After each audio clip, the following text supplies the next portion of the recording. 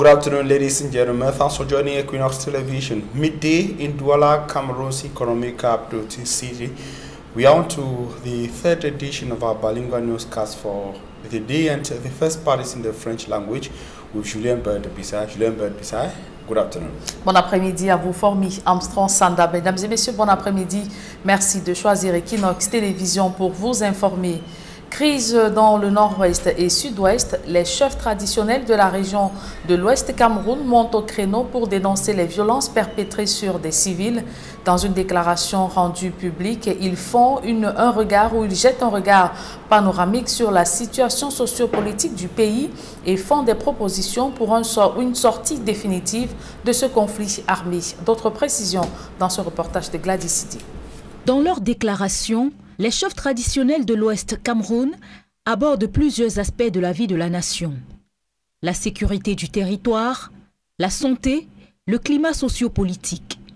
En premier plan, la crise dans le nord-ouest et le sud-ouest, à l'extrême nord avec la secte islamiste Boko Haram, dans la région de l'Est avec l'incursion de groupes armés venus de la Centrafrique. Les chefs traditionnels dénoncent les tueries des civils, hommes en tenue et autres acteurs. Dans ces différentes crises, ils regrettent que la dignité humaine soit autant bafouée, non sans apporter leur soutien aux chefs traditionnels des régions anglophones qui ont dû abandonner leur palais. Preuve, selon eux, de la profonde fracture sociale entre le peuple et ses dirigeants à tous les niveaux. Au sujet de la crise anglophone, ils interpellent les parlementaires à prendre leurs responsabilités en inscrivant à l'ordre du jour le sujet. Sur le plan sanitaire, les chefs traditionnels de l'Ouest pensent que le coronavirus, même s'il a été globalement bien géré, a permis une fois encore de poser le diagnostic de nos hôpitaux, grands malades, qui sont dépourvus de plateaux techniques. Ils soulèvent aussi le sempiternel problème de la couverture santé universelle pour tous. Ils indiquent qu'elle doit urgemment être mise sur pied pour sauver la vie de nombreux Camerounais. L'économie, d'abord fragilisée par la crise sécuritaire, a davantage été affectée par la pandémie du coronavirus. Ainsi, pour maintenir le tissu industriel et économique à flot, il propose la diminution du train de vie de l'État, l'accentuation de la lutte contre la corruption et les détournements, l'accompagnement à l'accroissement de la production et de la commercialisation locale. Sur le plan sociopolitique, les gardiens de la tradition notent pour le regretter la montée en puissance de la haine et du tribalisme. Pour décrisper les tensions et apaiser le climat sociopolitique, les monarques proposent l'organisation d'un autre dialogue national avec cette fois-ci des interlocuteurs reconnus et mandatés et de préférence sous l'égide d'un ou de plusieurs médiateurs crédibles et acceptés par tous. La mise en place urgente d'un cadre de concertation entre les pouvoirs publics et les partis politiques, la mise en veille des dissensions partisanes, une concertation de tous les leaders d'opinion afin de définir de façon consensuelle un cadre pour une prochaine transition politique paisible, la mise en œuvre réelle d'une certaine indépendance entre les pouvoirs exécutifs, législatifs et judiciaires afin d'améliorer de façon significative notre démocratie en construction. La déclaration est signée par les membres du Conseil des chefs traditionnels de l'Ouest Cameroun. Et sur les corridors Douala-Bangui, Douala-N'Djamena, le délabrement du parc automobile préoccupe. Les syndicats des transporteurs estiment que la clochardisation de leur profession les met dans l'incapacité d'assurer la maintenance et la qualité du service sur ces axes stratégiques de l'économie régionale. Conséquence, les échanges commerciaux en prennent un coup. Donald Brice Kamgan. En route pour le Tchad et la RCA voisine. Un élément commun entre tous ces engins, leur état de délabrement. Assurer la maintenance de ces camions, c'est l'une des choses les plus difficiles désormais, relève le syndicat national des transporteurs routiers du Cameroun. Assurer la maintenance en leur, pire encore, renouveler ces camions. Vous ne pouvez pas vous rendre chez le concessionnaire aujourd'hui pour prendre le matériel neuf. Vous ne pouvez pas vous rendre auprès des institutions bancaires financières pour prendre le matériel neuf.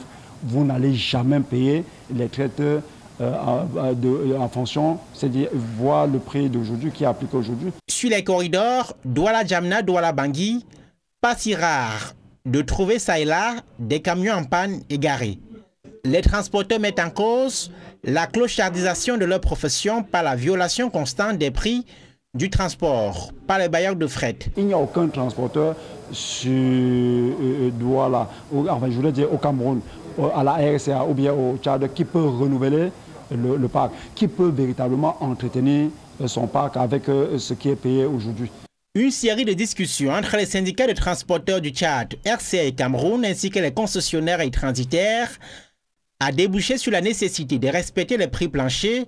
L'enjeu, c'est garantir la qualité du service. Nous avons demandé l'appui de l'État et nous ne cesserons de demander cet appui au niveau de nos gouvernants pour qu'ils puissent nous accompagner afin que, effectivement, le pays, notre pays, notamment le Cameroun et les autres pays de la sous-région, puissent comprendre effectivement que le transport est un pilier de l'économie. Comme on le dit très souvent en marketing, vous ne pouvez pas, à 3 niveaux de qualité, vous ne pouvez pas avoir le même service.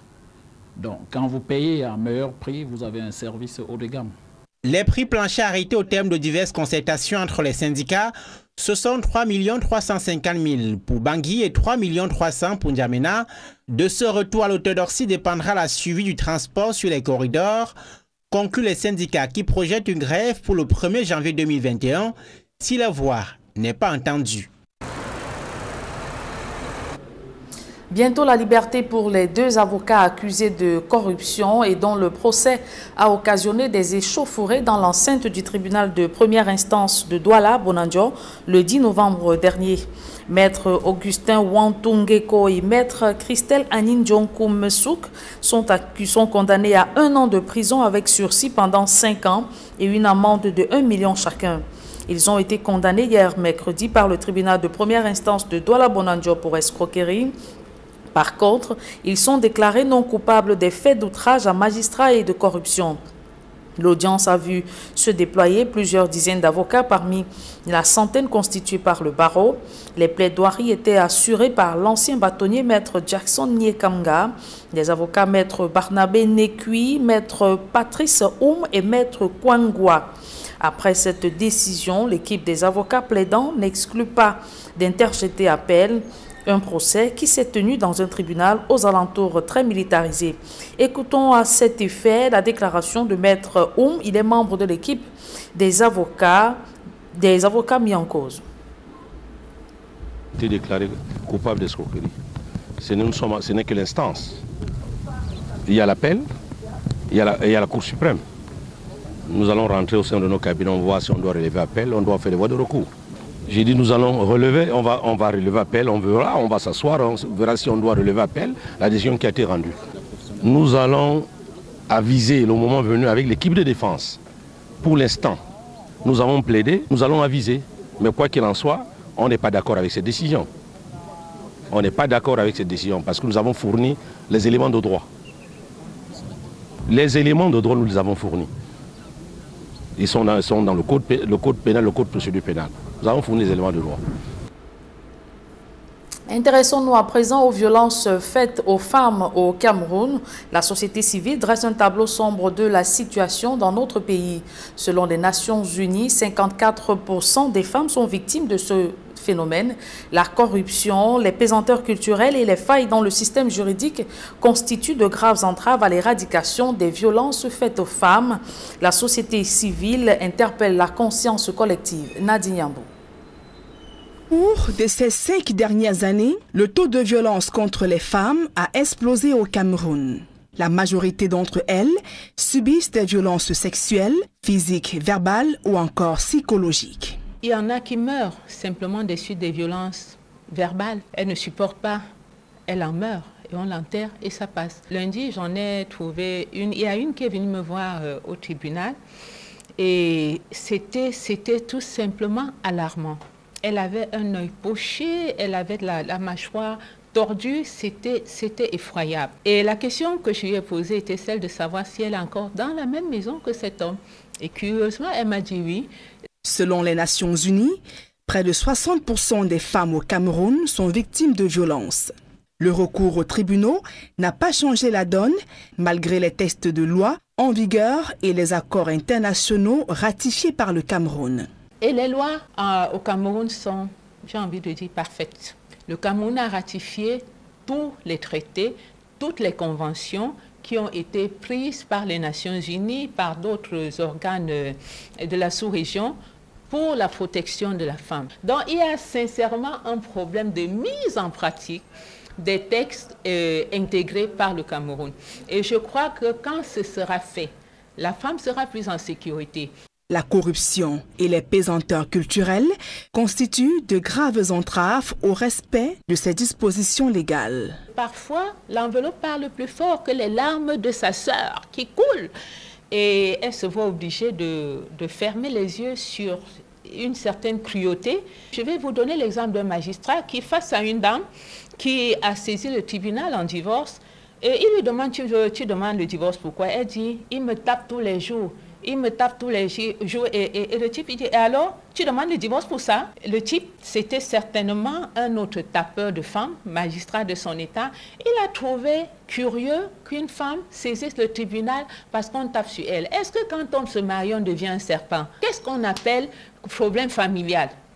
Et si l'homme est en train de tuer la femme? Avocate et défenseur de la cause des femmes depuis de longues années, Maître Chakunte Charlotte appelle à une sensibilisation des hommes afin de remporter le combat contre les violences faites aux femmes au Cameroun. La ministre de la promotion de la femme a fait des descentes, ses collaborateurs sont actifs, mais nous disons que ça ne suffit pas. Et j'ai même demandé au MINPROF de faire un travail de sensibilisation au niveau des hommes. Parce que ça ne sert à rien. Pour moi, ce n'est pas suffisant. Consacrer une journée comme celle-ci aux violences, les auteurs des violences, c'est qui? Nous avons toujours entendu qu'on a fait ceci à telle femme. Qu'est-ce qu'on fait à l'auteur? Quand la police le prend, qu'est-ce qu'on lui fait? Est-ce qu'on l'inquiète même? Le dernier cas que j'ai reçu, le gars est tranquille.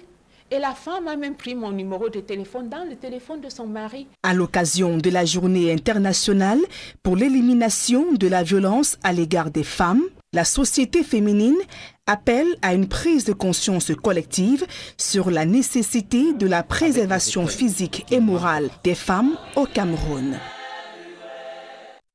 Au cours de ces 5 dernières années, pour la protection de la femme révèle que plus de 100 femmes sont tuées par jour par leur partenaire ou un membre de la famille. Et parmi les pays les plus dangereux où les femmes subissent le plus de violences sexuelles ou physiques figurent l'Inde, l'Afghanistan et la Syrie. D'autres précisions dans ce reportage. Dans le monde, 137 femmes perdent la vie chaque jour victimes de violences conjugales, révèle un récent rapport de l'Organisation des Nations Unies pour la protection de la femme. Tenez par exemple, en 2017, près de 43 000 femmes sur 87 000 décédées ont été intentionnellement tuées par leur partenaire ou un membre de leur famille. Parmi les pays les plus dangereux où les femmes subissent le plus de violences physiques et sexuelles, la Fondation Thomson Reuters classe l'Inde en tête, l'Afghanistan et la Syrie. Sur le continent africain, la Somalie, la République démocratique du Congo et le Nigeria s'illustrent dans cette mauvaise pratique contre la gente féminine. Le confinement imposé par la crise sanitaire a accru le taux de violence sexuelle, comme le démontrent les appels de détresse au numéro d'urgence dans plusieurs pays. Pourtant, sous l'égide de l'ONU Femmes, plus de 155 pays ont promulgué des lois contre des violences faites aux femmes. Mais sa mise en application reste un défi majeur pour les gouvernants. La suite de ce journal est en langue anglaise avec vous, Formi Armstrong Sanda. Good day once again. Good day once again, Julian Bird-Bissay. Ladies and gentlemen, good day once again. Thanks for joining us in the second segment of information in the English language. Traditional rulers of the West region have stood up against the atrocities, abduction, killings and destructions in the Anglophone regions of Cameroon. In a joint statement, the custodians of the tradition of the people of the Grassfield also called for an end to the armed conflict in the Anglophone regions of Cameroon and equally addressed some burning issues across the country. Details with Immaculate Fogwe. In a 6-page document, traditional rulers of the West region of Cameroon discuss about the plethora of problems plaguing the country. They looked at issues ranging from insecurity in the Far North region provoked by the Boko Haram terrorist sect, that of the East region provoked by Seleka rebels, the health crisis caused by the coronavirus pandemic, which has partially crippled the economy, and finally, the socio-political crisis in the Northwest and Southwest regions. With regards to the ongoing Anglophone crisis, the custodians of culture described government's military option in the Northwest and Southwest regions of Cameroon as a failure. They went ahead to call on parliamentarians to bring up the crisis in the Northwest and Southwest regions on the agenda in Parliament. They equally urged the state to hold another major national dialogue with the presence of civil mediators for a definitive return of peace and normalcy in the affected regions. In a 6-page document.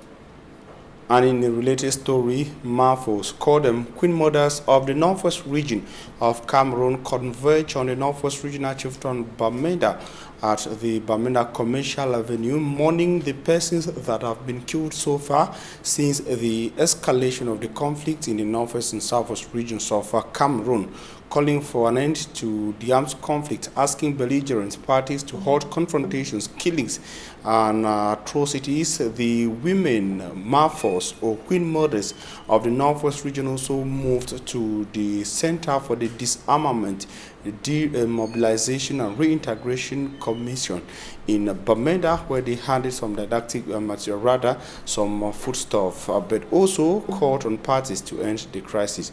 Details with our correspondent in Bamenda, Mbustela.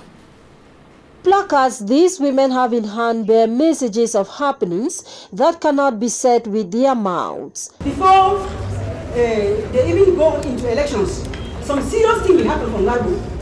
When they kill them, plenty people die. And then after that one, we see some terrible one again happen for Bamenda here. When they kill Wada, some woman Wada, where they just slaughter you like goats. After that one again, we see the one from Moyoka. When they just stop, the kill woman, they see they champion the grass.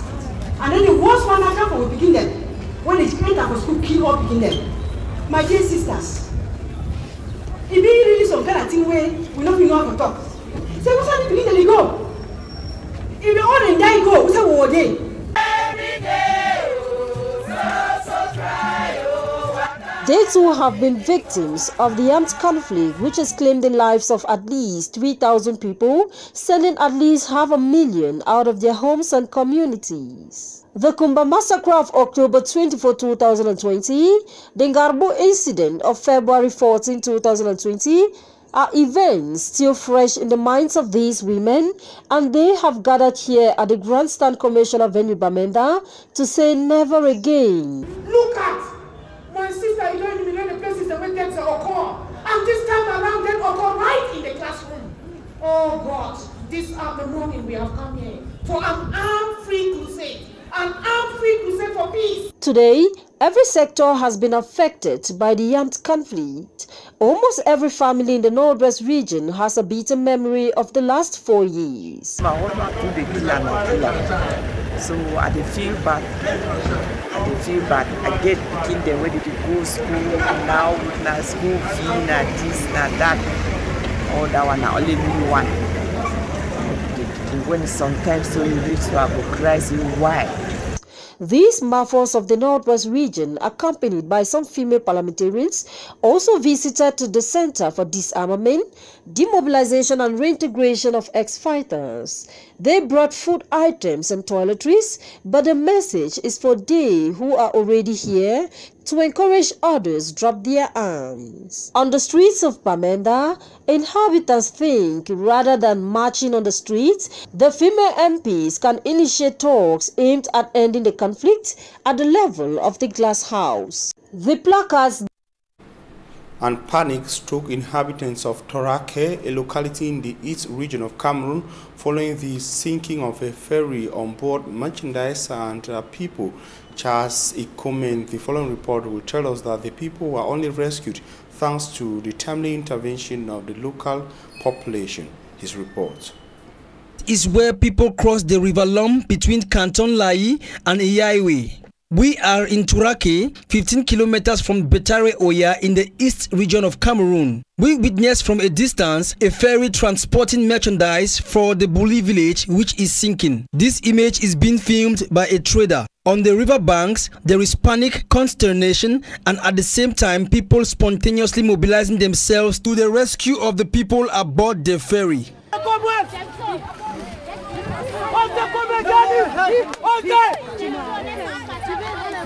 By canoes and just by swimming, the villagers are determined to save the lives of the people aboard. Suddenly, the ferry begins to sink faster than expected because of the weight of the 6 motorcycles, 2 trucks, and many passengers aboard. One of the trucks on the ferry is transporting fuel for many forestry companies in the zone. 10 minutes later, the victims are brought to safety by the river banks. According to witnesses, the ferry, which had a lot of weight on it, lost its balance. Even the sailors and the ferry captain couldn't save the situation. While waiting for a bridge to be constructed on the Lom River in Turake, efforts are being made to pull out the ferry from the river. At the moment, the Lom River is being polluted by the loss of fuel which the truck was transporting aboard the ferry, which sunk. And some inhabitants of Checkpoint, a locality in Buea Chieftown of the southwest region of Cameroon, have seen their houses demolished by agents from the Buea Council. The demolition exercise, according to the mayor of the Buea Council, Barrister David Mafani Namange, is to decongest the Checkpoint neighborhood of Buea. Details with Smart Jikan Gabriel. It was an unusual day in Buea, Chieftown of the Southwest region. Bulldozers of the Buea Council were active destroying houses that have been poorly constructed under the watchful eyes of the helpless population. The land use map for Buea. The sitting mayor says the land use map isn't respected. Reasons for the traffic congestion. He warns that every person coming into town should be able to move around. We have done a lot of sensitization before this destruction. Nobody will be angry with us because we don't desensitize them for so long. The houses being destroyed, according to council officials, didn't respect the norms of construction put in place. Due to the demolition exercise, many were left stranded. I don't know where to go sleep because I feel sick. I don't know where to sleep anymore. We sat in the morning and surprisingly, we saw a bulldozer coming to destroy our houses. Others who were hiding in Buea due to the crisis in the 2 English-speaking regions are also touched. It was this morning that the bulldozer destroyed my place. I don't even know where I will move to. The demolition exercise, according to council sources, is to enable the opening of a new road that will help decongest Buea, which is becoming tight for the past months.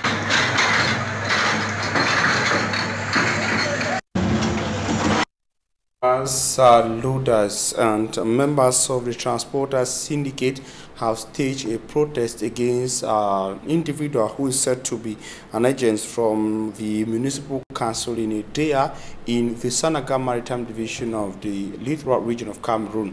They say he moves into the Edea Motor Park every day, send away loaders and frustrate counter decisions from drivers working at the Edea Motor Park. He is said to have also promised to bring in new loaders and drivers to the Edea Motor Park. That, as according to drivers of Edea, Innocent has the rest of the story. Drivers and loaders in the Edea Motor Park in the Sanaga Maritime Division of the Littoral region agitating against activities of a municipal council agent, the court intruder.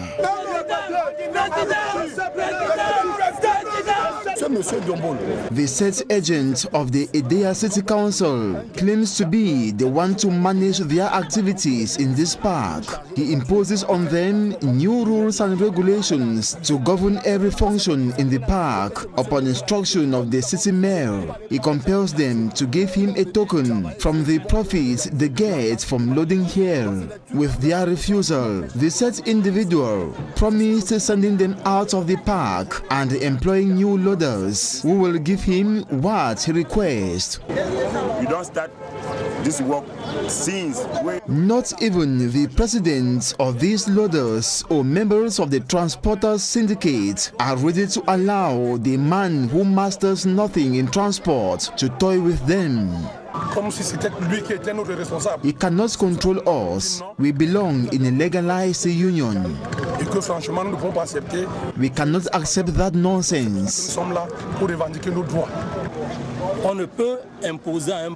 You can't impose employees to an employer. These loaders work under us and our trade union. Sentinukam is the only legalized transporters trade union in this motor park. C'est le seul syndicat qui répond aux normes, Sentinukam de transport. We are disappointed. How can we be compelled to work and share same advantages with inferior trade unions? They don't even have vehicles. We won't tolerate any form of manipulation. We await the decision of the city mayor. In reaction to this protest, the city mayor settled on some resolutions after a meeting with the various syndicates, drivers and loaders. Nous aurons une rotation au niveau de l'émission. Every week, we are going to change the format of the transport slips for security purpose. The second point to note is that we are going to have to reduce the number of baggage handlers to have better control and visibility of our activities. The choices and decisions will be made by the urban community, as we will be needing baggage handlers who will work in accord with the drivers. Une volonté de travailler en concertation avec les chauffeurs et les patrons. These resolutions aim at ensuring calm reigns in the motor park. The city mayor also pledged to work towards creation of a brigade that will control circulation on the National Roads No. 3 under the supervision of the City Council in partnership with transporters, trade unions, drivers and loaders. Thanks, ladies and gentlemen, for your kind attention. Still with Equinox Television.